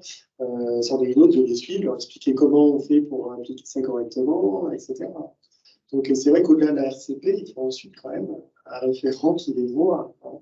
L'éducation au traitement, c'est fondamental. Et prendre ces produits-là, ça n'a pas l'air si simple que ça. Donc voilà, ça fait aussi partie de la réflexion. Avec la RCP, on initie un petit peu la prise en charge, mais il y a tout le reste ensuite, surtout en dermatologie. La corticophobie, on a beaucoup de part élevée pour nos collègues, mais aussi la part du patient qui ne puisse pas mettre la cortisone sur la peau et encore moins sur une plaie, parce qu'on peut effectivement comprendre aussi. Je remercie les organisateurs de vous avoir permis de faire une présentation. Donc, nous avons un groupe de médecins généralistes avec qui nous travaillons.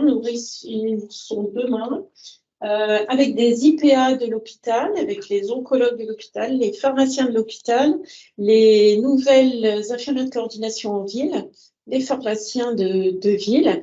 Et notre objectif était d'utiliser les différentes possibilités dans le cadre des parcours UMACO, mais aussi de pouvoir utiliser les aquadomes, tous ces éléments qui permettent de mieux coordonner les problèmes de toxicité. Oui, c'est bon. Et par ailleurs, nous avons une application smartphone pour les patients où ils notaient toutes les toxicités. S'il y avait une toxicité qui était de grade supérieur, ils pouvaient avoir un rendez-vous de consultation très rapidement. Donc, notre objectif était de diminuer les consultations aux urgences.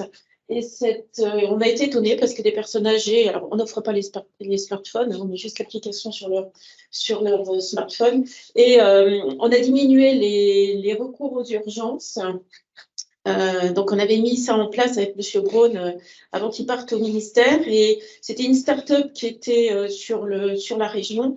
Et maintenant, nous allons faire un logiciel qui va pouvoir être utilisé par un plus grand nombre. Donc, on a atteint l'objectif. Donc, moi, je suis oncologue médical, je ne sais pas si je vous l'ai dit, et puis généticien au CHR de Metz. Donc, je vais vous présenter un cas clinique qui est une patiente âgée de 51 ans. Dans ce cas, on a surtout fait attention aux antécédents qui auraient pu nous orienter vers des toxicités. Donc, vous voyez que sur le plan médico-chirurgical, elle avait eu une péritonite appendiculaire en 1976. Donc, elle était jeune à l'époque, une fibromyalgie depuis 2012. Elle est sous lévothyrox depuis l'âge de 35 ans. Donc, on s'aperçoit depuis l'immunothérapie qu'il y a beaucoup de patients qui sont sous lévothyrox, on ne sait pas pourquoi. Peut-être des fois après la grossesse uniquement. Et puis, des antécédents de bronchopneumopathie fréquentes du fait de sa consommation de tabac, qui était importante. Alors, dans les antécédents, donc, on avait un cas classique. Elle avait des antécédents familiaux en plus. Et donc, en mars 2019, lors du dépistage organisé du cancer du sein, il est découvert une opacité supérieure droite qui entraîne des microcalcifications. Je vais passer assez rapidement, donc c'est ACR4. Donc, elle est en bon état général. Elle n'a pas d'atteinte cutanée, pas d'écoulement mammaire, pas d'adénopathie axillaire. Et le reste de l'examen est sans particularité. Donc, c'est un carcinome canalaire infiltrant de grade 3, triple négatif. Donc, les récepteurs HRE2 négatifs, et il était de score 0, avec des emboles lymphatiques vasculaires péritumoraux. Donc, l'IRM mammaire confirme cette lésion et le carcinome canalaire infiltrant triple négatif. Donc, au TDM, il n'y a pas de lésion à distance et les marqueurs sont normaux. Donc, on réalise une chimiothérapie adjuvante, 4C, 12-taxol. Il y a une réaugmentation de la taille de la lésion mammaire entre la fin de la chimiothérapie et la chirurgie. La patiente a en octobre une mastectomie totale plutôt que prévu, un curage axillaire du sein droit. On confirme l'anapathe du départ, toujours la triple négativité avec un Ki-67 élevé. Les 3 ganglions sont positifs sur les 32. Donc, elle a une radiothérapie. Elle a eu un traitement par capecitabine adjuvant suite à l'étude créate du fait du nombre de ganglions et de la non-réponse. Et en juin 2021, elle présente des douleurs du sein droit qui sont persistantes. L'état général est stable. Donc, sur le TDM, on découvre une adénopathie subclaviculaire droite de 13 mm avec une jugulo-carotidienne. Ce sont des métastases pour le cancer du sein triple négatif. Et là, donc, on fait la recherche du statut CPS PDL1 et puis on est à 12. Donc, on peut prescrire une immunothérapie. Le TEP scanner confirme en plus des ganglions de nodules pulmonaires droits et le CA 15.3 est un petit peu augmenté, mais pas tant que ça. Donc, elle a une chimiothérapie classique avec l'essai, suite à l'essai Keynote 355, avec carbogemcitabine immunothérapie, avec du pembrolizumab. Et en même temps, on fait une consultation d'oncogénétique avec la recherche des mutations en BRCA. Alors, l'étude Keynote, je passe très rapidement, mais donc il y a un bénéfice pour l'immunothérapie chez ces patientes en situation métastatique. Donc là, je vais passer, puisqu'on a détaillé quand même les organes. Et donc, ce qu'on peut dire, c'est qu'on faisait attention, compte tenu des péritonites, compte tenu des antécédents de diabète aussi dans sa famille.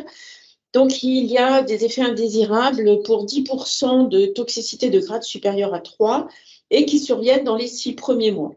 Donc, pneumopathie, hypothyroïdie ou arthralgie sont les effets les plus fréquents qu'on a pu découvrir dans les études des anti-PDL1. Et ils peuvent survenir quand même de façon retardée, comme vous l'avez dit tout à l'heure, après le début de l'immunothérapie. Donc, plusieurs mois, en particulier en cutané aussi, on peut découvrir des événements plusieurs mois. Donc, il y a une attention particulière, d'où l'intérêt de nos groupes de médecins traitants d'IPA, d'IDEC qui nous permettent de voir ces patients en plus de nos consultations d'oncologie.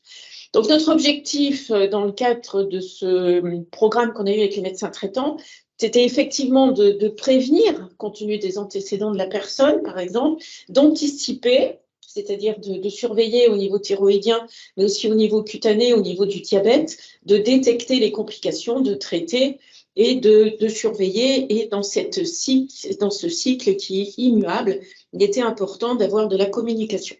Donc là, je vais passer rapidement parce qu'on en a parlé, les bilans biologiques, en particulier le bilan thyroïdien est extrêmement important. Ici, on est dans le diabète sucré, donc là, il faut faire également attention, donc la glycémie. Donc, on a beaucoup discuté avec les médecins traitants justement pour l'hémoglobine glyquée, de façon à ce que on peut tout de suite déclencher un traitement si ce diabète est vraiment avéré. Et après, se posent les problèmes des dysthyroïdies. Donc, on avait un parcours endocrinothérapie avec les médecins du CHR, mais on s'est aperçu que les médecins traitants étaient tout à fait capables de gérer ce genre de toxicité. Donc là aussi, ça a été de la communication et donc comme tout le monde sait, on surveille et puis en fonction du patient qui est symptomatique ou pas, on prend une décision d'hormonothérapie substitutive et puis on s'aperçoit que tous ceux qui avaient déjà une hormonothérapie substitutive pour des questions d'hypothyroïdie ou de thyroïdectomie partielle ou totale, finalement, il fallait revoir aussi toutes ces périodes thérapeutiques. Alors, l'évaluation clinique est maintenant réalisée par les médecins généralistes qui peuvent organiser les bilans, en particulier les cortisols à 8 heures, etc. Et donc, on a beaucoup communiqué là-dessus et la prise en charge.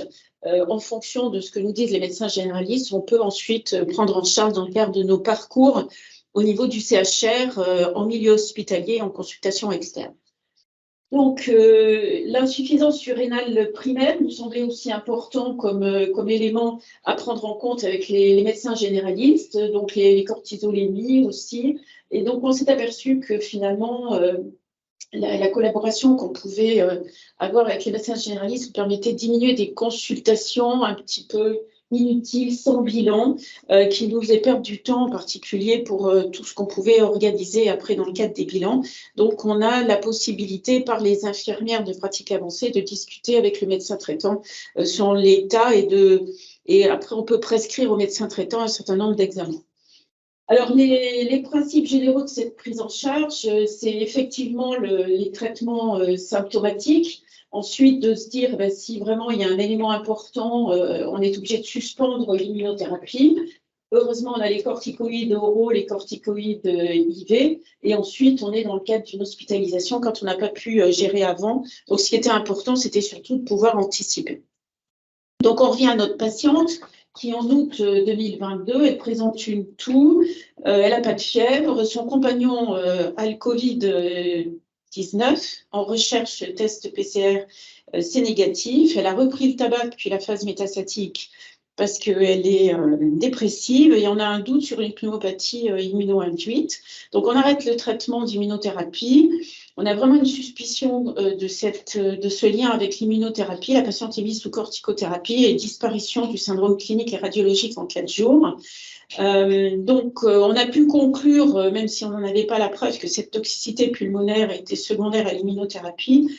Mais il faut aller très vite. Donc là aussi, c'est un élément qu'on a beaucoup détaillé auprès des médecins traitants, de faire attention à ces types de symptômes. Et avec l'application smartphone, les patients peuvent déclencher rapidement une consultation s'ils ont des signes cliniques pour lesquels on leur a expliqué dans le cadre des parcours médicaments. Donc, c'est réversible avec une évolution qui est favorable après l'instauration de la corticothérapie. Donc, ce serait dommage de passer à côté de ce diagnostic.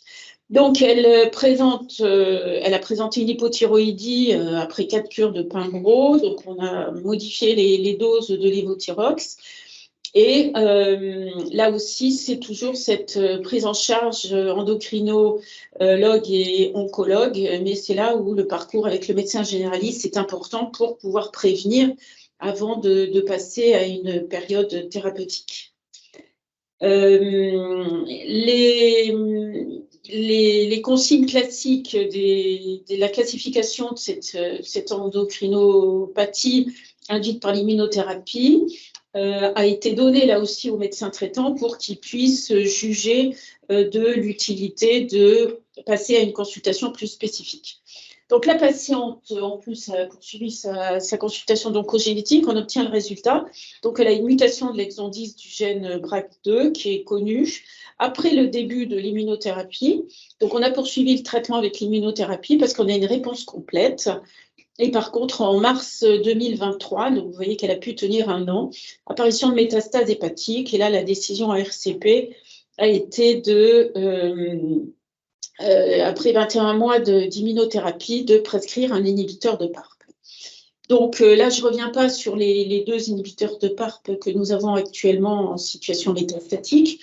Donc finalement, ces constatations à la fois des essais cliniques qui nous ont montré toutes ces toxicités qui peuvent paraître affolantes parce qu'on se dit ça fait beaucoup de choses, alors que finalement, on était bien dans notre cocon avec la chimiothérapie, puisque neutropénie J10, là, si vous allez bien, les neutropénies chimio-induites, on savait les gérer.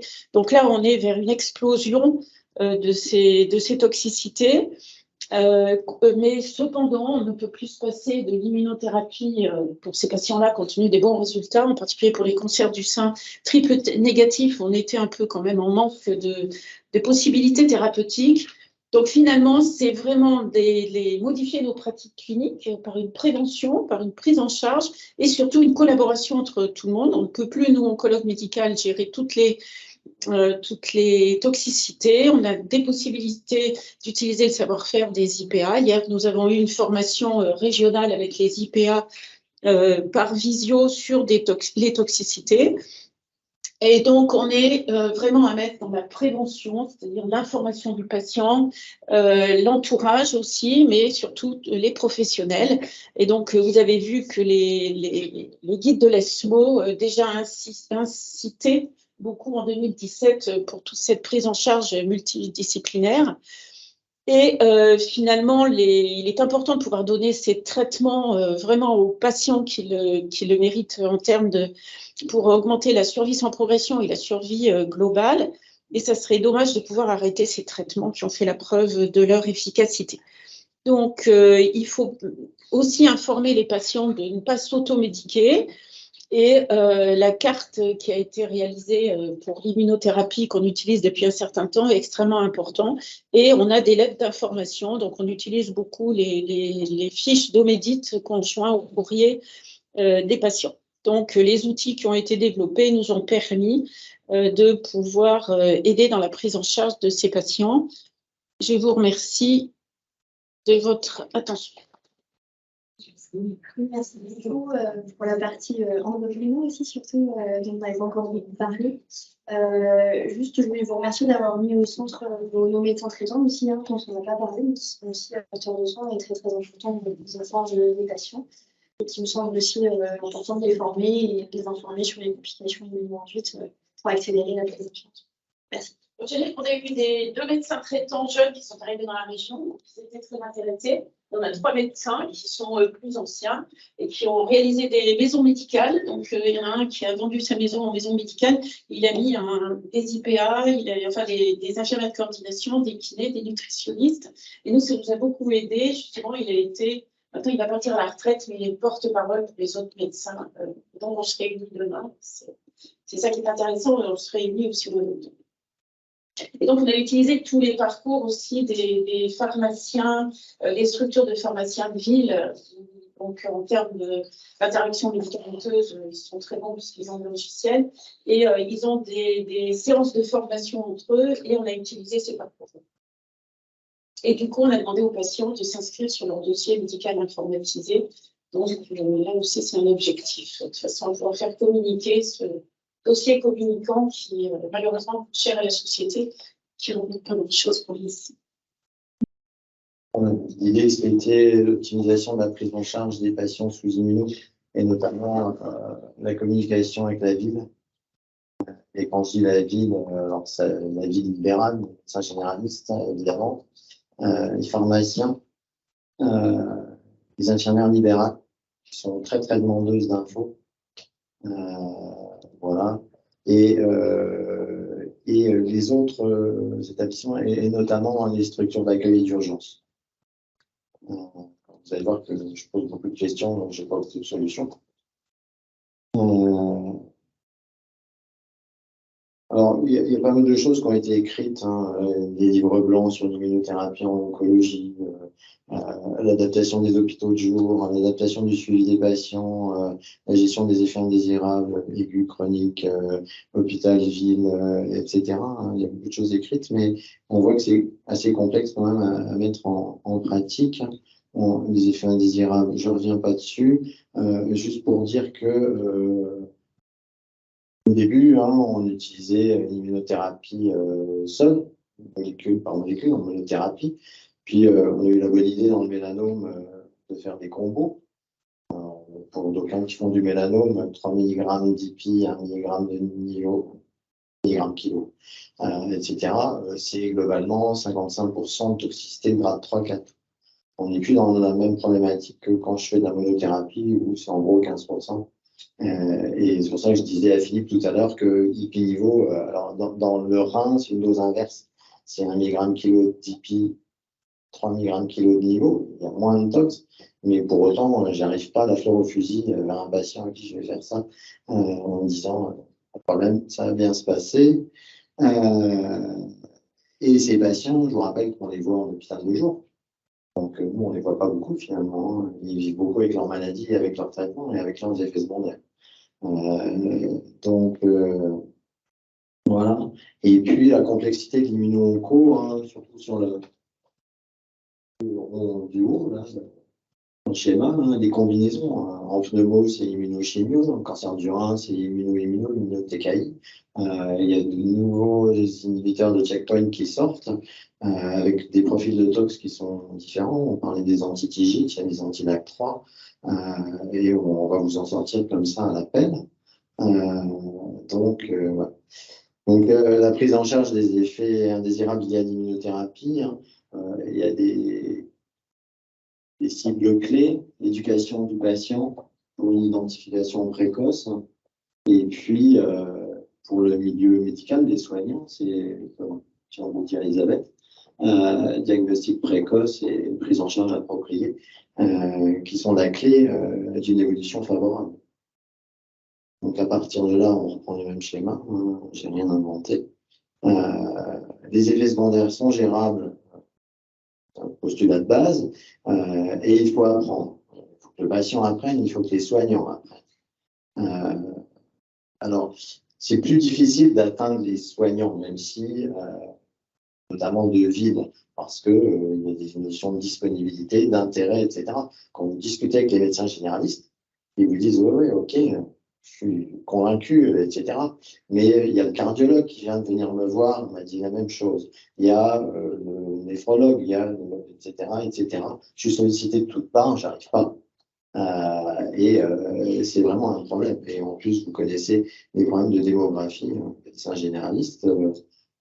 Je ne sais pas quand c'est dans vos régions, mais nous, il y a quelques endroits où c'est un petit peu critique, hein, en Meuse, certains endroits des Vosges, c'est compliqué.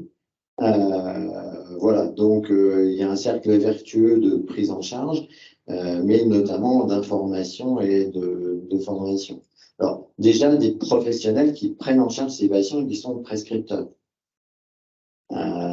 Je veux dire, il y a des guidelines, etc. Il y a des algorithmes de prise en charge. On va dire, la moindre des choses quand on est prescripteur, c'est de bien connaître ces algorithmes de prise en charge et de bien orienter les patients. Et puis d'essayer de diffuser au max l'information. On n'y revient pas sur ces algorithmes, on n'y revient pas sur ce qui fait peur, j'en ai déjà parlé. Personnellement, mais on réfléchit à comment faire pour faire passer des messages, etc. Et la personne clé, c'est le patient. La porte d'entrée de l'information, c'est le patient. Et c'est le meilleur véhicule de l'information. Donc, globalement, il faut s'atteler déjà à bien informer le patient et ne pas hésiter à en remettre une couche sans être non plus alarmiste. En fonction de comment on fonctionne, de nos propres peurs, de nos phobies, ou de la façon dont on a d'aborder les choses, ben, la présentation au patient, elle peut être très... J'ai un collègue relativement anxieux, etc.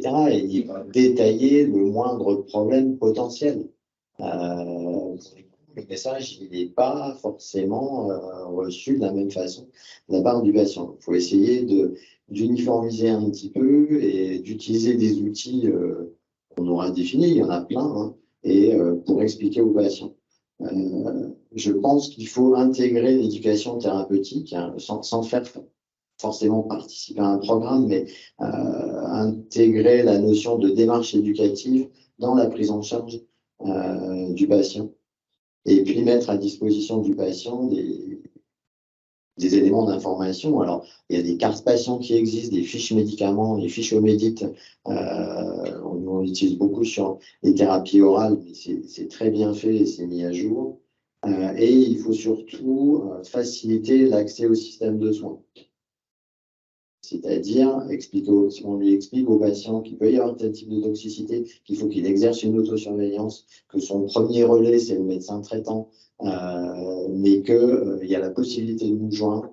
Il faut remettre un numéro de téléphone, qui est un numéro de téléphone dédié, et il faut pouvoir assurer à l'autre bout du fil une permanence de réponse téléphonique. Voilà. Et puis, il y a les outils numériques avec les plateformes.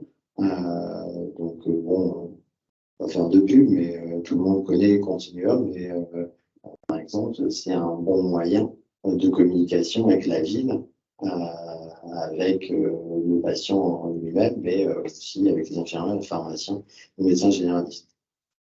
Il y a des programmes d'éducation thérapeutique qui se développent en immunothérapie. Donc ça, c'est un protocole de recherche là, hein, pour les patients qui reçoivent une immunothérapie.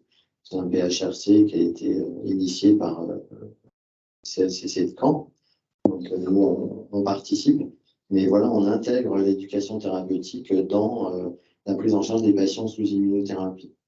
Dans des documents, vous les connaissez aussi bien que moi, sélectionnés au hasard.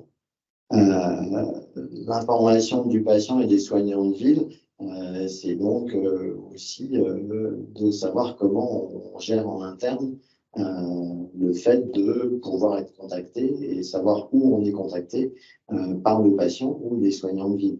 Hein. Si vous donnez une information en disant votre patient est sous immunothérapie, il se peut qu'il ait des effets secondaires de tel ordre, le généraliste il va vous dire oui, et puis qu'est-ce que je fais de ça moi il faut lui dire ce que vous faites, c'est que vous pouvez nous joindre là, à tel moment, à telle heure, dans les heures ouvrées, en dehors des heures ouvrées, c'est un autre numéro de téléphone, etc. etc. Et puis intégrer les nouveaux métiers. Hein, je ne sais pas si vous avez la chance d'avoir des IPA qui travaillent avec vous, mais honnêtement, je pense que c'est une chance parce que c'est vraiment un complément et un apport supplémentaire à ce qu'on peut faire de façon classique. Hein.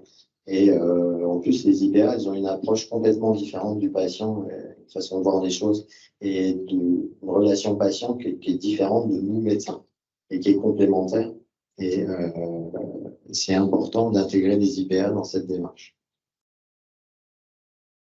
Les plateformes de coordination de communication, ça existe et c'est vrai que pour le lien ville-hôpital, pour transférer des informations, pour recueillir des informations, ceux qui participent les articles 51, il y a 2 articles 51 sur les thérapies orales, notamment en cancérologie, et puis une partie de l'article 51 néon sur l'immunothérapie, où en fait le principe c'est d'amener à la ville, les pharmaciens notamment, à participer à la prise en charge de ces patients qui peuvent avoir des relais de proximité et avoir ainsi des ressources autres que la ressource hospitalière, tout en maintenant bien évidemment la ressource hospitalière et en sachant y accéder. Donc pour les professionnels de santé de ville, il y a différentes cibles, hein, et médecins traitants référents, évidemment. Alors, je ne sais pas comment c'est organisé sur Metz pour qu'il y ait des médecins traitants qui adhèrent et combien il y en a qui adhèrent. Après, ça dépend aussi du territoire géographique qu'on couvre. Hein, c'est pas facile, et si on a des patients qui habitent à 150 km, c'est pas forcément aisé.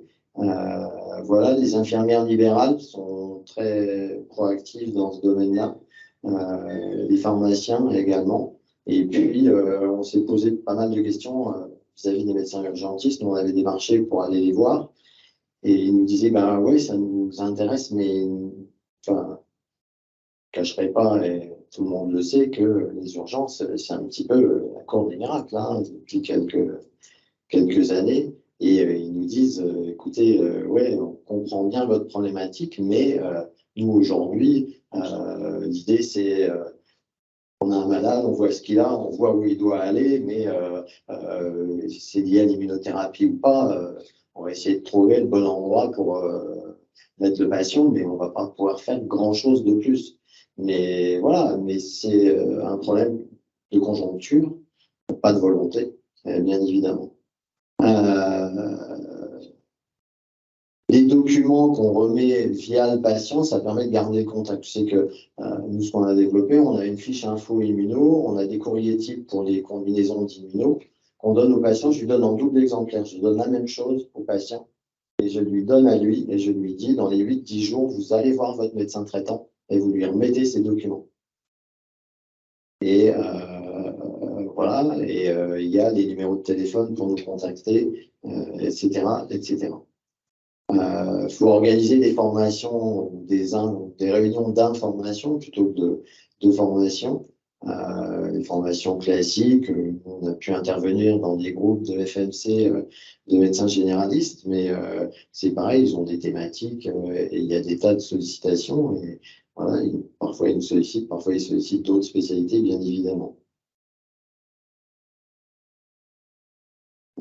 On avait abordé les urgentistes avec cette diapo là, Beware of the Dog, non, c'était pas attention au chien là. C'était, on leur avait mis ce qui nous faisait un petit peu peur. Alors, l'insuffisance surrénalienne, honnêtement, on est un peu habitué, on sensibilise les patients. La plupart du temps, on a des coups de fil, mais moi j'ai un patient qui est resté 15 jours en insuffisance surrénalienne, qui n'est pas très bien. Et 100 mg d'hydrocortisone, c'est miraculeux, hein, c'est lève-toi et marche. Alors que si on les laisse comme ça, on va mourir. Hein. Donc en l'occurrence, voilà, on avait essayé de sensibiliser les urgentistes, mais c'est honnêtement compliqué parce qu'ils ont des tas de choses à gérer. Et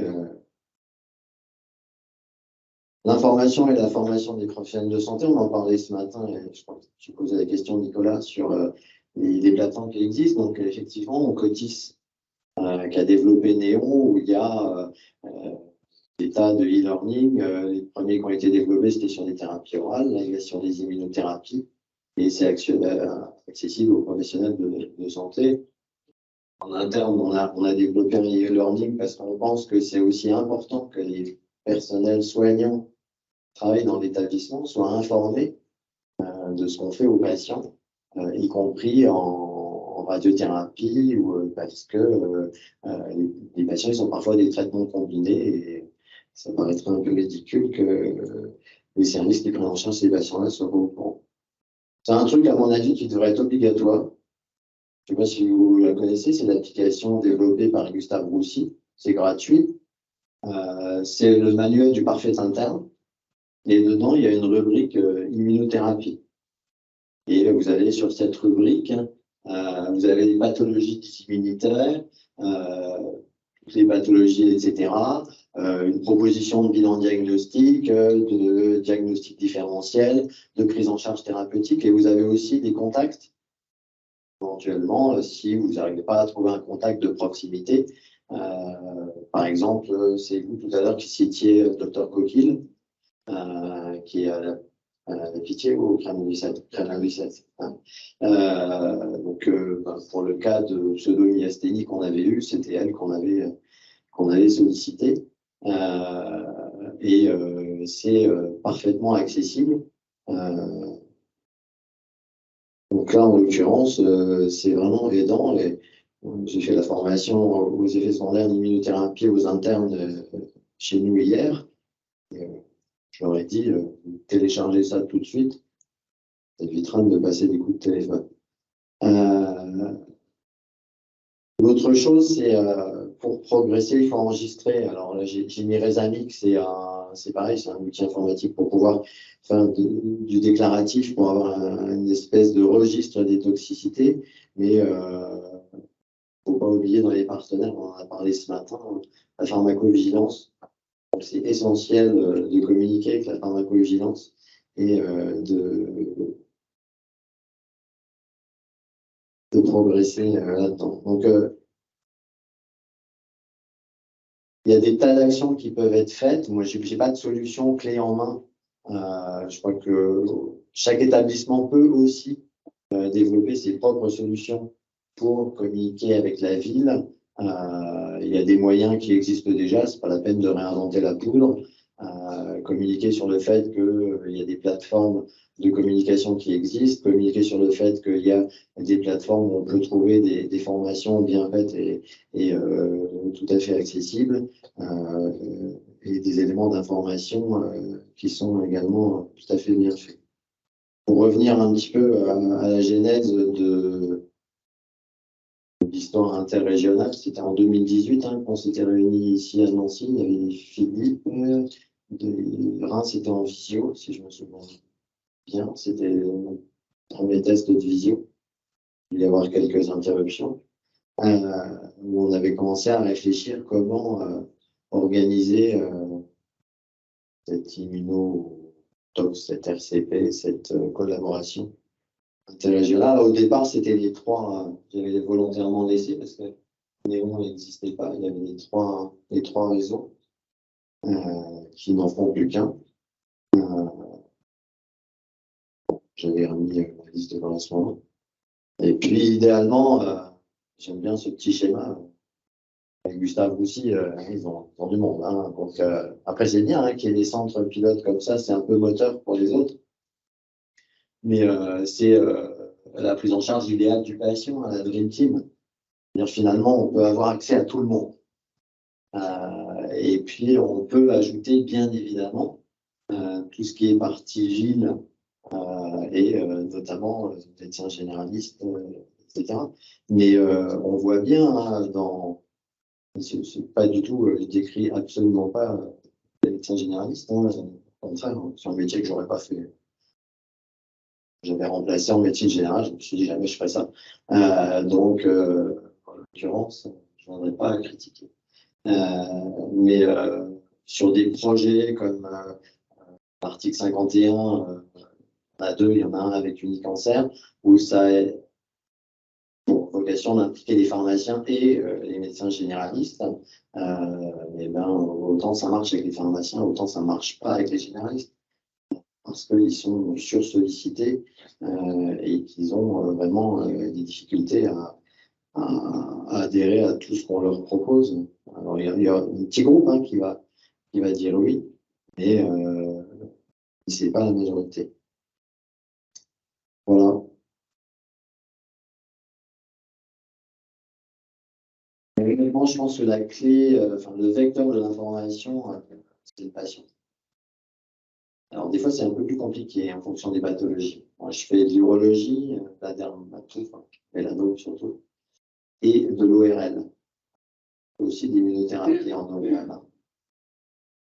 Avec les patients vecteurs de l'information en ORL, c'est des patients éminemment sympathiques, etc., mais socialement, etc., c'est compliqué. Donc, voilà. Si vous laisse encore un peu de force pour des questions. Il existe des applications pour les patients. Il existe des applications smartphone pour les patients qui puissent comme ça se renseigner avec le service de l'art, voir éventuellement ça correspond à notre aussi. Pas que je